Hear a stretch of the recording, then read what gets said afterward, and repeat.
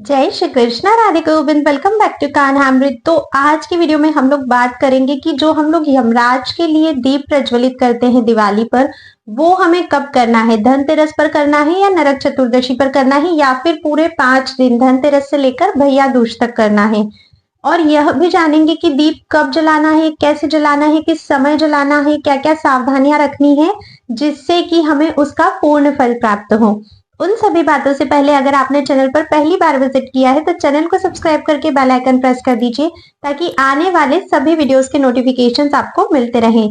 और अगर वीडियो पसंद आती है तो एक लाइक जरूर करिएगा और हर किसी को शेयर करिएगा जिन्हें भी इस वीडियो की आवश्यकता है। तो चलिए हम वीडियो को शुरू करते हैं। सबसे पहले तो हम ये जानते हैं कि यम का दीप आखिर क्यों प्रज्वलित किया जाता है। पहली बात तो ये कार्तिक का पवित्र मास चल रहा है, इसमें तो दीप दान का बहुत अधिक महत्व है। और यमराज का दीप हम इसलिए जलाते हैं ताकि अकाल मृत्यु से हमारी और हमारे परिवार की रक्षा हो सके। अगर कोई भी स्वास्थ्य संबंधी परेशानी चल रही है तो उन सभी से हमारी रक्षा हो सके और यमराज की कुदृष्टि हम पर या हमारे परिवार पर ना पड़े, इसलिए हम यम का दीप प्रज्वलित करते हैं। और देखिए, यम का दीप सभी को जलाना चाहिए। ये आपके और आपके परिवार की खुशहाली के लिए बहुत ही जरूरी होता है। इस दिन हमें यमराज से अवश्य ही प्रार्थना करनी चाहिए। अब देखो, हर घर की परंपरा अलग होती है। आपको अपने घर की परंपरा के हिसाब से ही चलना है, किसी और के देखकर आपको कार्य नहीं करना है।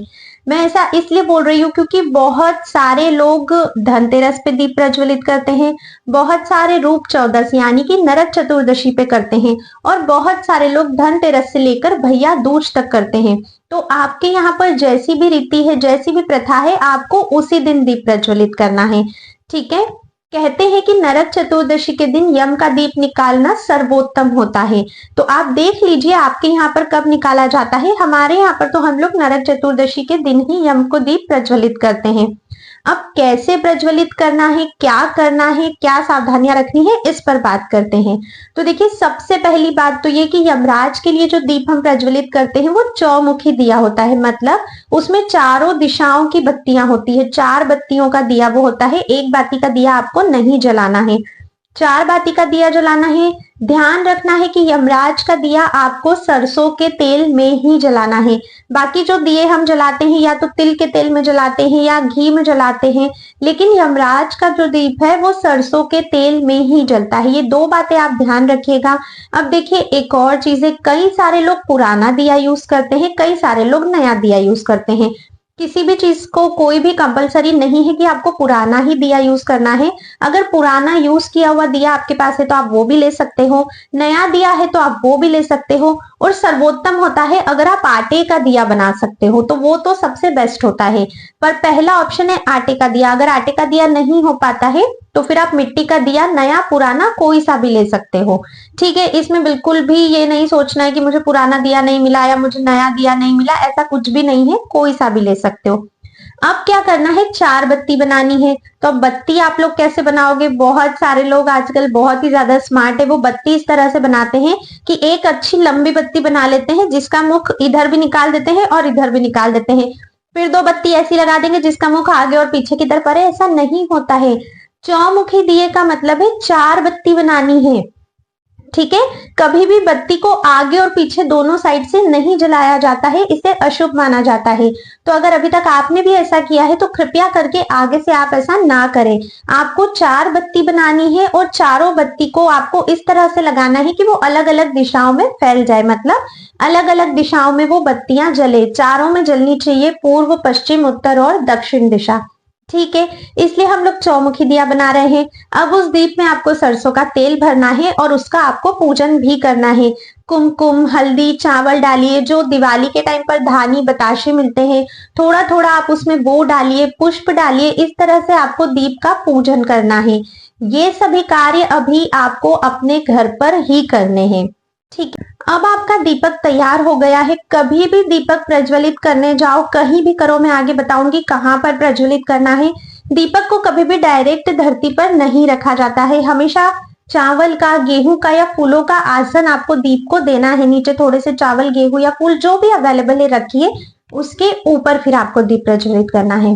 अब देखो दीप कहाँ पे प्रज्वलित होता है, तो बहुत सारे लोग जो है वो अपने घर के मुख्य द्वार पर दीप प्रज्वलित करते हैं दक्षिण दिशा में। कहीं भी दीप प्रज्वलित आप कर रहे हो, दिशा हमेशा दक्षिण ही होनी चाहिए। आपका मुख दक्षिण दिशा की ओर होना चाहिए जब आप दीप प्रज्वलित कर रहे हो, और जब आप दीप दान भी कर रहे हो यमराज को, तब भी वो दिशा दक्षिण ही होनी चाहिए। ठीक है, तो या तो आप अपने घर के मुख्य द्वार पे कर सकते हो, अगर आप फ्लैट में रहते हो तो फ्लैट में आपके घर का जो मेन डोर है वहीं पर आपको दीप प्रज्वलित करना है। कई सारे लोगों का कहना होता है कि नहीं, घर के बाहर एकदम नहीं करना चाहिए, घर से थोड़ा दूर आप कहीं कर सकते हो, तो घर से कहीं भी दूर आप कर सकते हो, ये दूसरा ऑप्शन है। तीसरा ऑप्शन है कि आपको चौराहे पर यम का दीपक जलाना होता है। हमारे यहाँ पर हम लोग चौराहे पर ही यम का दीप जलाते हैं। ठीक है, ये तीसरा ऑप्शन है। और चौथा ऑप्शन है, कई सारे लोग जो है ना वो घर में जहां भी कूड़ा रखते हैं, जहां भी गंदगी वाला स्थान होता है, नाली रहती है या मोरी होती है, वहां पर वो लोग दीप जलाते हैं। तो अब आप देख लीजिए, अभी तक आपके यहाँ पर जिस भी स्थान पर दीप जल रहा था आप उसी स्थान पर जलाइएगा। बाकी इन चारों में से आप कहीं भी जला सकते हैं। अगर चौराहे पर जलाते हो तो वो सर्वोत्तम होता है, क्योंकि हम लोग भी चौराहे पर ही जलाते हैं। तो अब आप अपने हिसाब से, अपने घर की रीति के हिसाब से देख लीजिएगा कहाँ पर जलाना है। अब दीप कब जलाना है, तो देखिए बहुत सारे लोग प्रदोष काल में दीप जलाते हैं, संध्या काल में। लेकिन देखिए यमराज का दिया ना आप इन चारों जो मैंने जगह बताई है कहीं पर भी जलाओ, आपको फिर पीछे मुड़कर नहीं देखना होता है। जैसे आपने दीप प्रज्वलित कर दिया, फिर आपको पीछे मुड़ के नहीं देखना है। तो अगर हम प्रदोष काल में जलाते हैं, संध्या में जलाते हैं, तब तो फिर हमें घर से बाहर भी निकलना पड़ेगा, क्योंकि हमको दिवाली भी सेलिब्रेट करनी है। घर में भी हो सकता है कि सभी लोग घर में ना हो, कोई घर में आने वाला बाकी हो, या किसी कारणवश आपको भी जाना हो।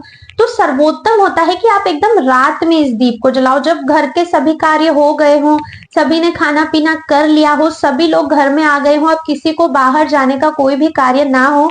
ऐसे में फिर आपके घर में जो भी सबसे बड़ा सदस्य है, या तो आपकी सास होंगी या फिर आपके ससुर पति, जो भी सबसे बड़ा सदस्य, जरूरी नहीं है कि महिला ही हो, पुरुष भी जला सकते हैं। तो घर के सबसे बड़े सदस्य को यमराज के निमित्त इस दीप को जलाना चाहिए।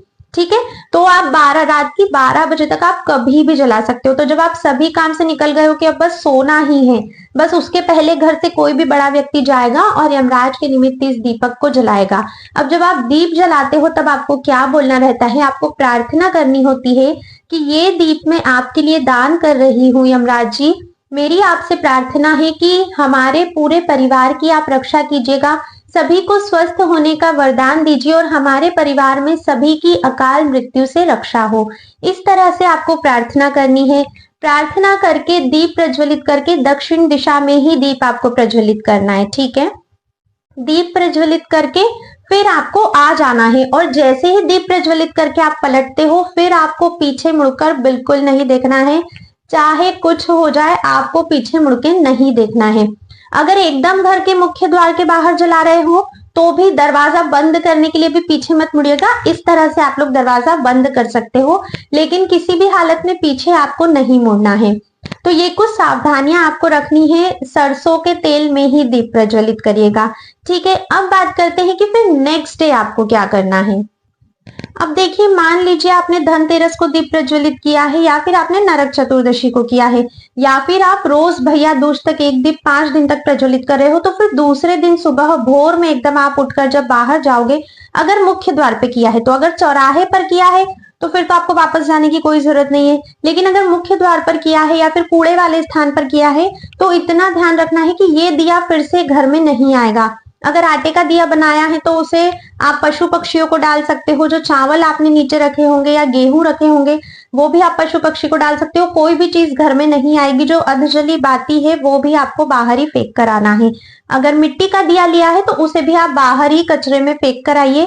किसी भी चीज को, इस दीपक की, आपको अपने घर में लेकर नहीं आना है। इस बात का आपको विशेष ध्यान रखना है। तो ये था संपूर्ण नियम, कब, कैसे, क्यों और कहाँ पर यम का दीप जलाना है। आई होप आप सभी के सभी डाउट्स क्लियर हो गए होंगे। कोई भी प्रश्न है, कोई भी क्वेश्चन है, कोई भी शंका है मन में, आप मुझे कमेंट करके अवश्य ही पूछिएगा। और अगर वीडियो पसंद आती है ना, तो आप लोग लाइक अवश्य ही किया कीजिए, जिससे मुझे ये समझ में आता है कि हाँ, आप लोगों को वीडियो में दी गई जानकारी पसंद आई है, और इसी तरह तो मैं आप लोगों से कनेक्ट भी हो पाती हूँ। तो कमेंट और लाइक करना आप लोग भूल जाते हैं, तो ये आप जरूर ही किया कीजिए अगर वीडियो पसंद आती है तो। अब मैं आप सभी से मिलूंगी नेक्स्ट वीडियो में। तब तक के लिए राधे राधे।